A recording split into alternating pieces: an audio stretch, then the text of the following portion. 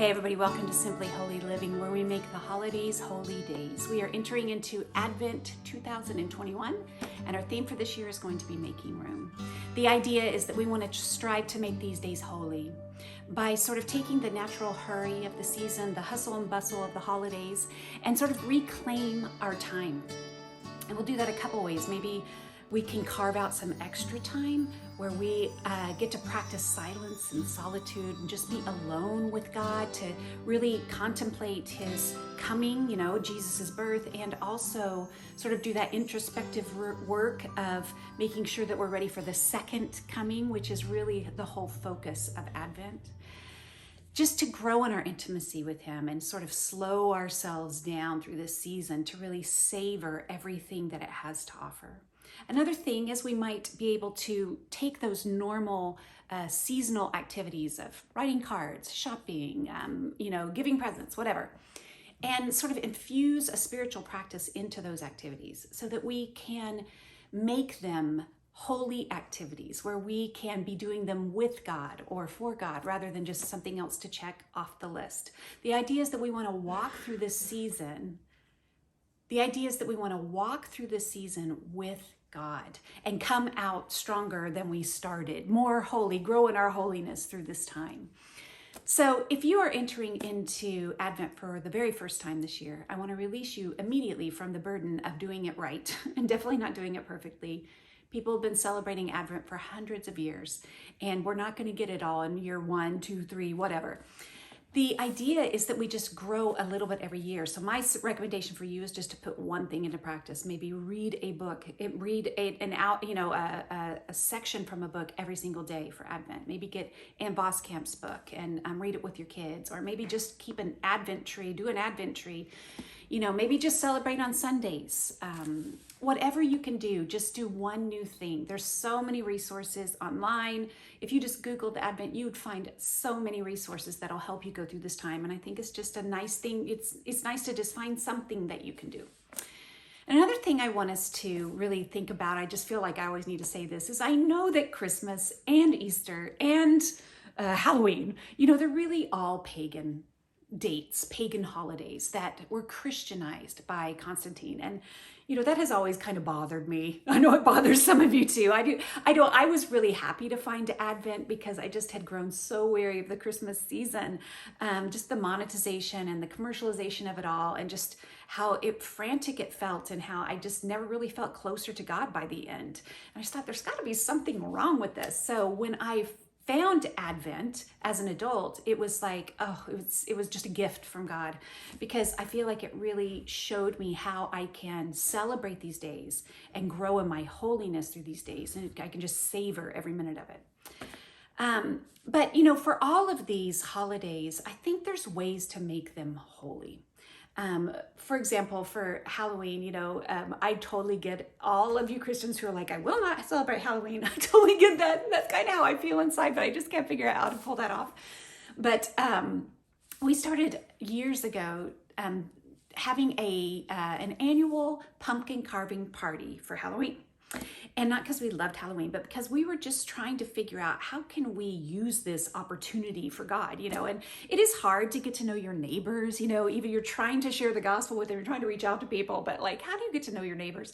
And we discovered along the way that people just love to go to parties, and if you invite them to a party, they'll probably come.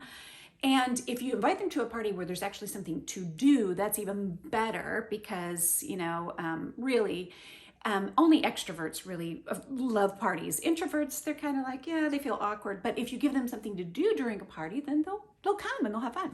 So we kind of started this practice years and years and years ago, and people have actually become Christians because of this. We've, get to know them. So we moved to a new place this year, and we just had our annual, pumpkin carving party.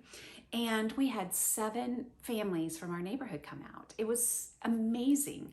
And then from there, we got invited to a trick-or-treat party, a pre-trick-or-treat party, and we met about 5 more families. So that weekend alone, we met more people than we had met in the whole year before. And I'm sharing this with you just to say, these holidays are not exactly, true to form. We don't know that Jesus was born in December and all of this stuff. But we can take these holidays and we can we can make the most of the opportunity by making them holy. You know, it's a gift to be able to get to know my neighbors, so I'm going to take advantage of that. Right now, during this season, we want to take advantage of this time, you know, and we're not going to celebrate the way the world celebrates. We're not going to celebrate what everybody else is doing and all that. Yes, we're going to be doing it differently. So I'm excited that you're on this journey with me. I hope that you will release all of the burdens for doing it perfectly, and we are going to have a great time. All right, let's get started. So the way that Advent works is that the 4 Sundays before Christmas are each dedicated to one of the qualities that Jesus brings. And the very first one is hope.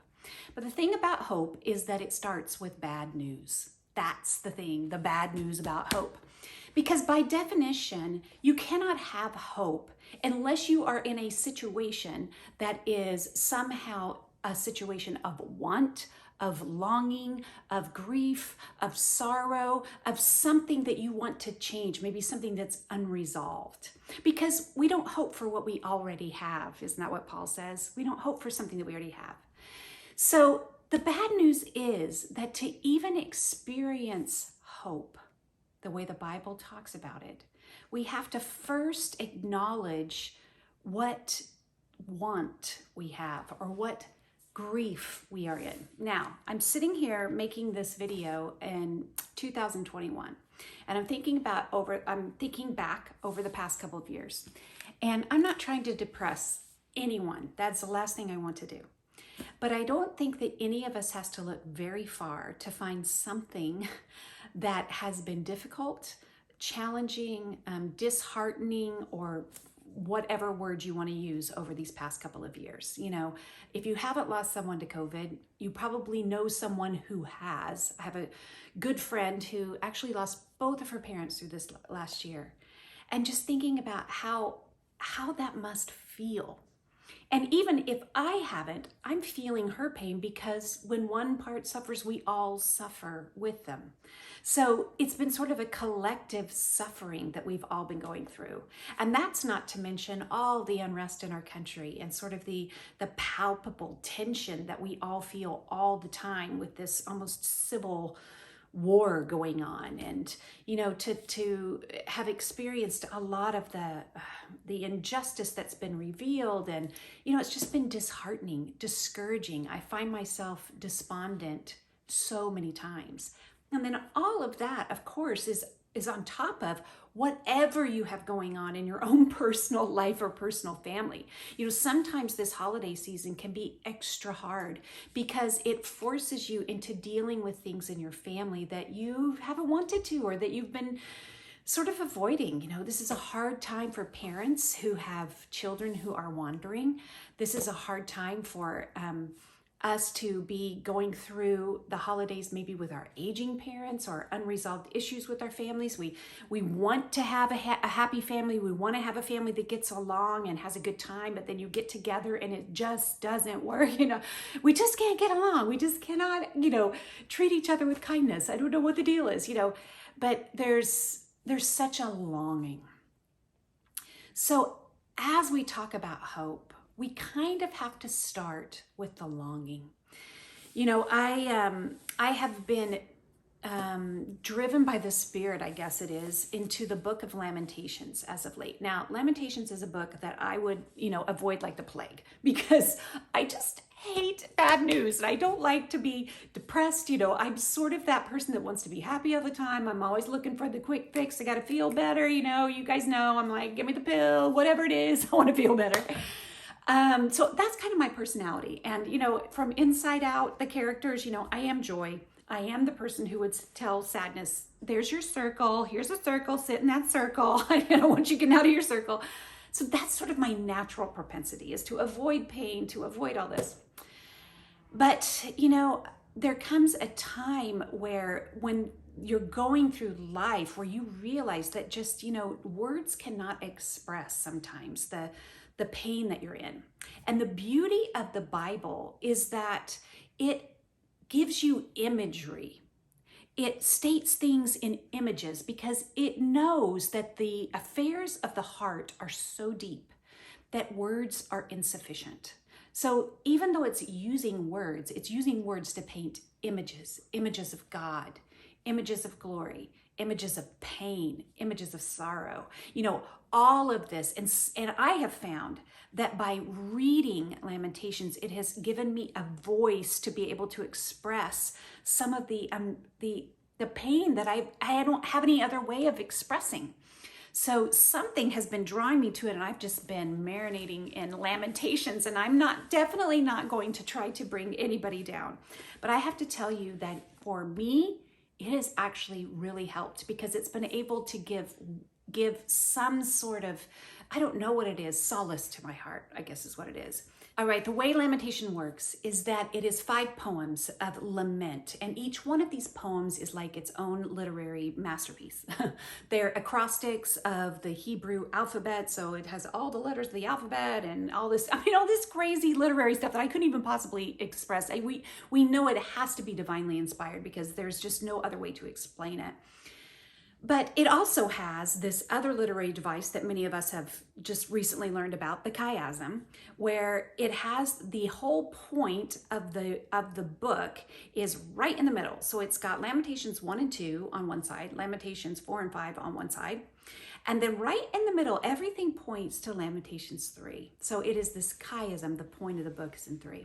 And all of this is so cool, and I wish I could explain it better, but that's not why I got into Lamentations. The reason I got into it was because it connected with me emotionally. And, the way that it's told is that it has a narrator, and the narrator is speaking about an adulterous woman.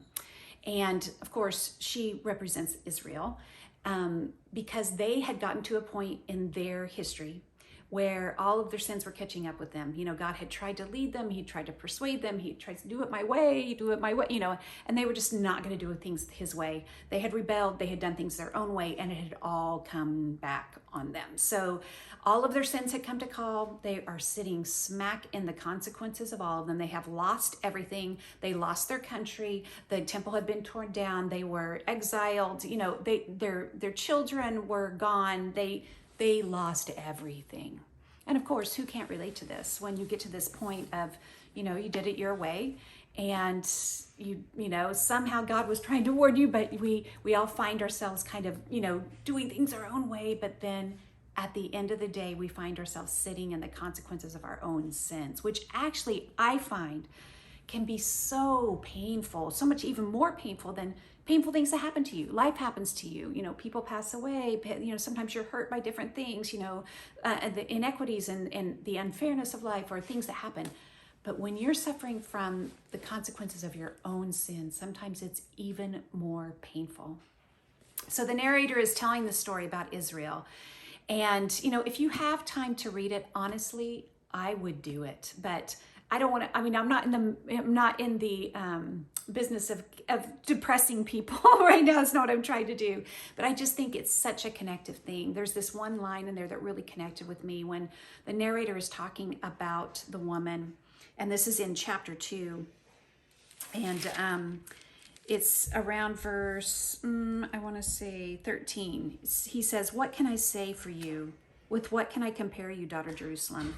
To what can I liken you, that I may comfort you, virgin daughter Zion? Your wound is as deep as the sea." And I just I connected with that so much, because, you're trying to express, you're trying to say, this is how I feel, and there's just not words. But that image of it is as deep as the sea. That's why I can't explain it. But it's important to understand that this is the context in which Jesus came.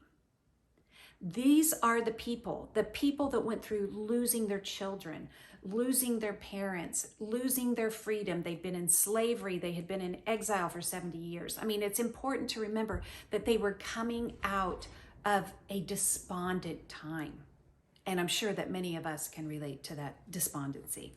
But it's right out of that we find Lamentations 3, one of the greatest passages about hope in the whole Bible. And I want to start by reading, let's start in verse 17. So this is Lamentations 3:17. It says, "I have been deprived of peace.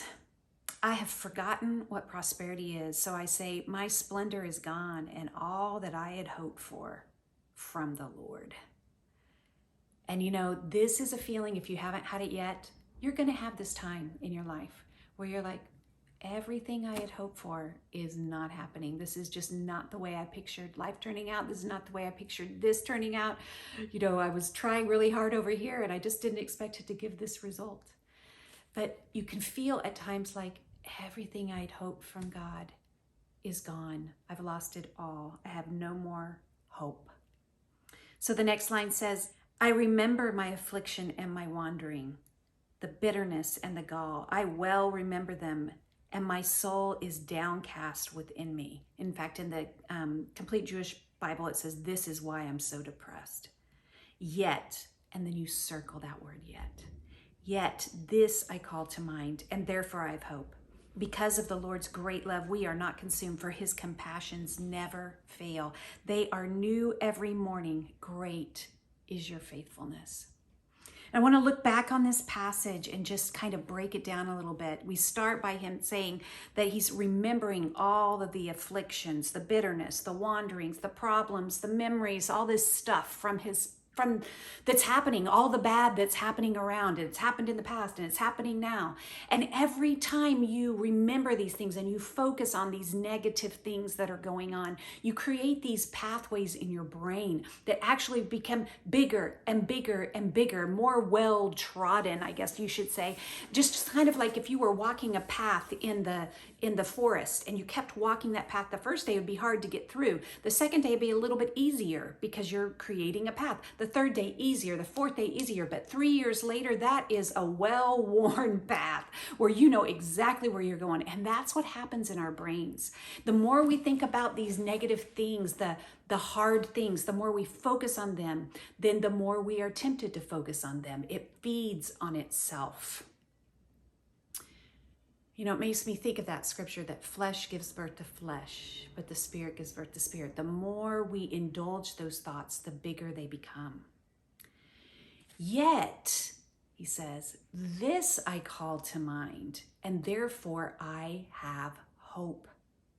So if we want to be able to have hope in the midst of these hard things that are happening, we first have to make the decision to call to mind that the good things. Where does he start? He says, but this I call to mind, and therefore I have hope. Because of his great love, I am still alive. That is what it's saying. Because God is so loving, because of God's great love, I am still alive. And this is where he starts it. We are not consumed, right? For his compassions never fail. Now he adds the compassions of God to it. And if we want to be able to experience hope in the midst of all that's going on around us, this is something that we can put into practice. You know, when we're going through these hard times, we have to actually train ourselves, teach ourselves to call to mind the right things, to call to mind what it's talking about right here. So the first thing we do, our eyes open in the morning. And honestly, sometimes when our eyes open in the morning, we can automatically go straight to all the problems or the pain, the suffering, the hardship, whatever it is that we're going through. That can be the first thing on our mind. We could be waking up to it during the night, and we could also be waking up to it in the morning. So the first thing we have to do when those thoughts come to mind is we have to go, thank you, God, that I'm alive, though. Thank you for giving me another day. Thank you for breath in my lungs. And from the minute that you open your eyes and you start thanking God, thank you for another day, and your feet hit the ground and you go, God, thank you for this house. And all the while you're getting ready in the morning, you are thanking God for each and everything as you go, through your morning routine. God, thank you that I have a home to wake up. Thank you that there's a heater. Thank you that I'm not on the streets. Thank you that I had that warm, comfy bed. Thank you, God, that I have, I'm going into my shower and I have hot water in my shower. Thank you for running water. Thank you that I have, a bathroom right next to my bedroom. Thank you that I have shampoo and conditioner and face soap and all this stuff. Thank you for my hair dryer. Thank you for everything. If you are going through the very first minutes of your day, thanking God for all of these things, these thousands of gifts, By the time you even get out of the bathroom, you have already started to set your mind on the things above. You've already started to find hope. This is where you're going to find hope, is by allowing yourself to ruminate on the compassion of God, the love of God, all these little gifts that he's been giving you. We have to make a decision that we're not going to let our minds go on all the affliction and all the pain and all the stuff and remember them repeatedly and going over like a loop, like one of those, things that the records they used to get stuck in one certain place. And that's what happens to our minds. They get kind of stuck. But this is how we get them unstuck, is by recalling all of these good things about God. This is how we find the hope. It says, they are new every morning. Great is your faithfulness. This is how our morning routine can be. Then we sit down and we let God teach us new things. We let him open our eyes. There's so many times where I can sit down and I think, I don't think God's going to be able to revive me. And something magic happens when we're reading. Something magic happens when we're just spending time. It could be in a different way every day. It could be that I'm doing a breath prayer and I honestly feel different after these 3 minutes. I could be that I read something in the Bible that I've read 1,000 times, but all of a sudden I see it in a new way. It could be that I'm reading a book that opens my eyes to a whole new way of looking at life. I mean, it could be in a lot of different ways. It doesn't have to be the same way every single day. It could be many different ways. Some people like to read the Bible really slowly, the slow word movement, and sometimes that is incredible. Other times I like to read a whole, book of the Bible at a time. I've been reading Lamentations through almost every single day, all the way through. It's only 5 chapters. And that's been helping me lately. But all of those, could do all of those things. But this is how we get new insights, new mercies, new blessings every morning, because God is faithful every morning. We may not be faithful every morning, but God is faithful every morning. That's why it says, great is your faithfulness. Our faith is not measured by our faith. It's measured by God's faithfulness. We can't measure things by our faithfulness. We have to measure it by his. Sometimes, and I've said it before, the only thing that we can do is just stay faithful for one more day. That's what it means to be a Christian today. Stay faithful for one more day. God has been faithful and will be faithful forever. He's the Alpha and Omega. He's the beginning and the end. He is everything. He is, that's his name. I am. He is faithful. Isn't that amazing? Anyway, so this is how we ignite our hope, even in the midst of our affliction.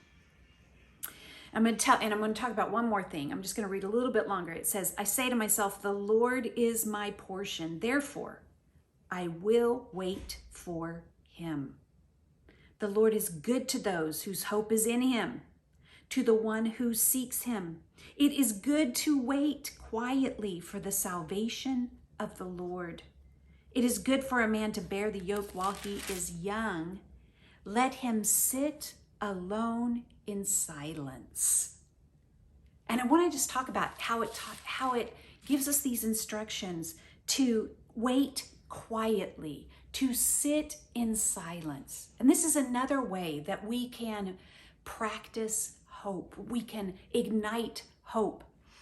There's little practical things you can do. You can arrive somewhere, just in your life. First of all, slow down enough to be able to get somewhere early.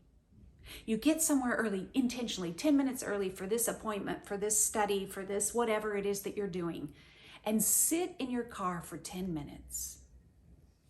Sit quietly, not with any music on. Don't listen to the radio. Don't have a podcast. Don't listen to Audible. Nothing.